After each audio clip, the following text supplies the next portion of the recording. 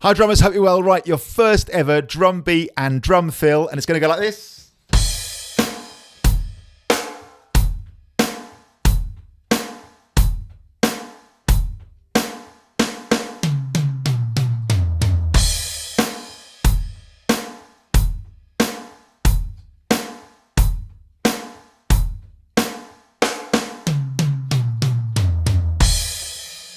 So this is a nice, straightforward drum beat. Say that you've started off playing the drums, right? And if you had lessons with me, you'd learn to hold the stick, you'd strike the drum, get the feel for that, like striking it and having your stick bounce back off the drum, and you'd play a single stroke roll, a double stroke roll, maybe a buzz roll, and a couple of things like that. But then you're like, yeah, that's all very well, but let's play a drum beat. This is where you'd start. The beat is based on quarter notes, and they are the most basic type of note in music. They're the numbers. So 1, 2, 3, 4. When you hear a drummer or a musician counting in at the start of a piece of music, 1, 2, 3, 4.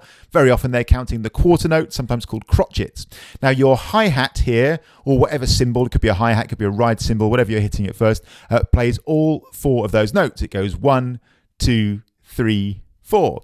Your bass drum and your snare drum here, well, they alternate. The bass drum plays on 1, the snare drum plays on 2, the bass drum plays on 3, and the snare drum plays on 4. So 1, 2, 3, 4. 1, 2, 3, 4. The snare drum hitting there on 2 and 4, by the way, is something called a backbeat, something you hear drummers and musicians refer to a lot. A backbeat is a big hit, typically on a snare drum, on beats 2 and beats 4 in the bar, right? So here we go. 1, 2, 3, 4. Another way that beginners often like to think of this and find it helpful when they're first putting this coordination together at first is to literally say out loud, bass drum and cymbal, snare drum and cymbal, bass drum and cymbal, snare drum and cymbal, bass drum and cymbal, snare drum and cymbal, bass drum and cymbal, snare drum and cymbal. So 1, 2, 3, 4. 1, 2, 3, 4. 1, 2, 3, 4.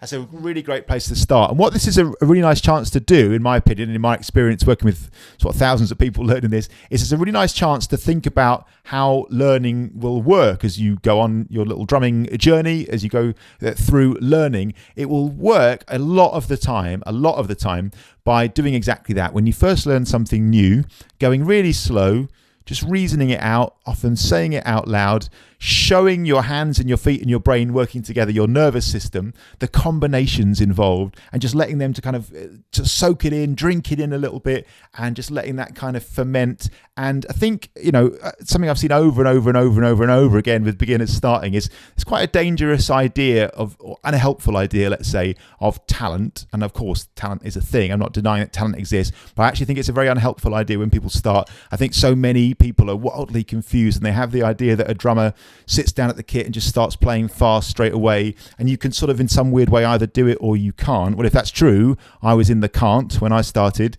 You couldn't, it's coordination. You show your hands and your feet the combinations, man, and you build it from there. You plant the seed, you set the precedent with your hands and your feet by guiding them through at first. You have to let your brain see the combinations involved before it will then smoothly execute it for you. You do that a few times, and your brain will do some amazing stuff on your behalf. It will put it together for you and learn it for you. And before you know it, you'll be playing it smoothly. But top tip right at the start of your drumming, don't miss out, because so many drummers do, don't miss out the bit where you actually learn it, where you actually show it to your hands and your feet. So talking yourself through it is completely fine when you start.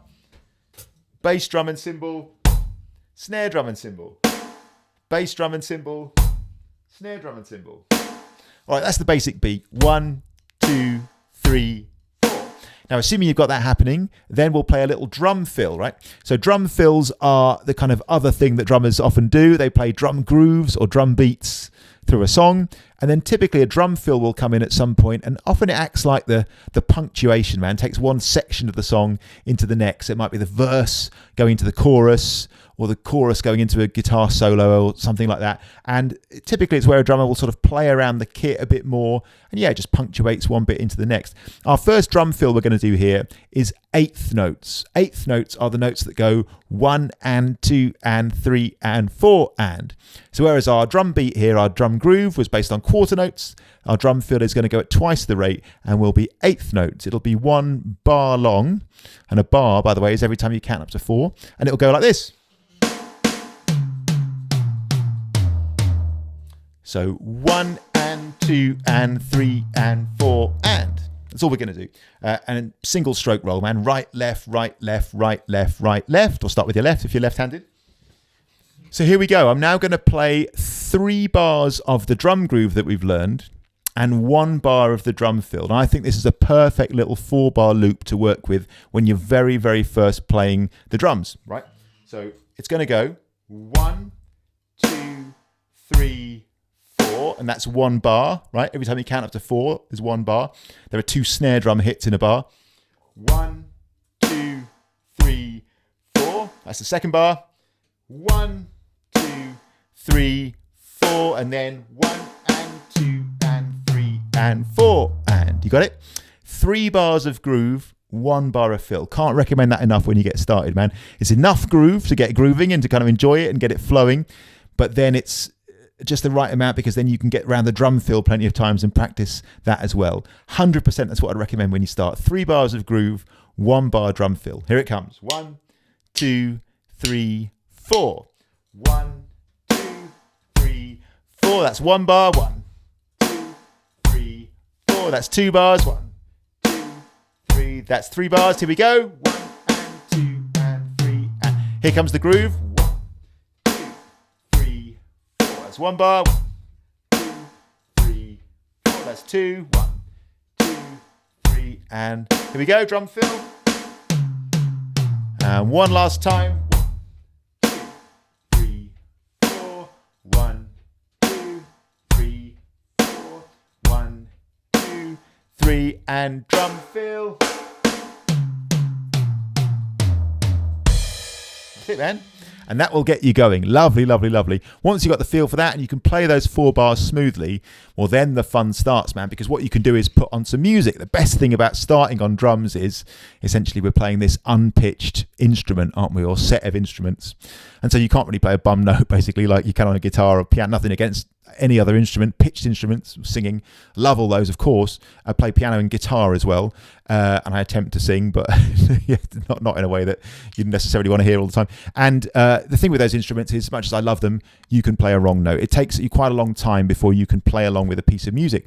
Now in drums, as long as you can play in time, you're in business, right? You're not necessarily going to play, well, you probably won't be playing exactly the drum beat that appears on the song that the drummer played. But so what? You can jam along with music. So once you've got that basic 4-bar loop going, the next step would be to put on some songs, put on, you know, Sweet Home Alabama or Back in Black or Billie Jean or anything that has like a boom, ba, boom, ba, boom, ba feel to it, which is, you know, let's face it, like the majority of contemporary music has that feel. And just have a little play along. See if you can get the beat to lock in.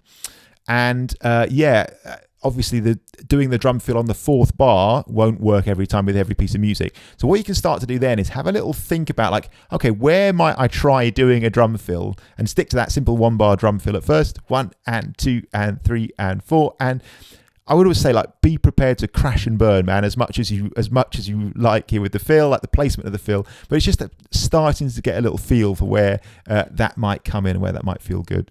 One last thing you can do is, if you're feeling good about all that, when you complete your drum fill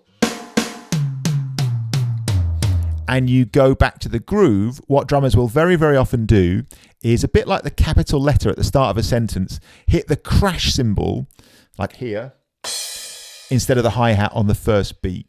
And all that is instead of hitting the hi-hat, you're literally hitting the crash cymbal. There's no extra notes, no change in the rhythm, and the coordination is exactly the same. It's just that.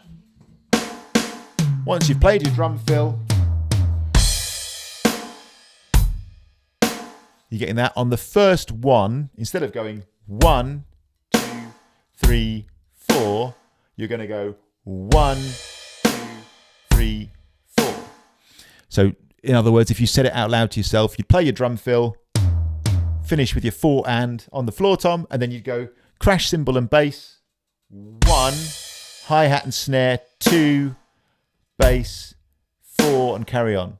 1 and 2 and 3 and 4 and 1, 2, 3, 4. And beginners very, very often, that's often the key that unlocks it, is understanding that it goes crash cymbal and bass drum, and your next hit is hi-hat and snare drum together. So again, 1, 2, 3, 4. So it's this 1, 2, 3, 4 with a crash replacing the hi-hat on the very first note. 2, 3. So lastly here, what I'm going to do is 3 bars groove, 1 bar fill again, but this time I'm going to hit the crash on beat 1 after our drum fill. Here we go. 2, 3, 4. 1, 2, 3, 4. That's 1 bar. That's 2 bars. And drum fill. And here comes the crash. 3, 4. You got it? 2, 3, 4. 1, 2, 3. And drum fill. 3,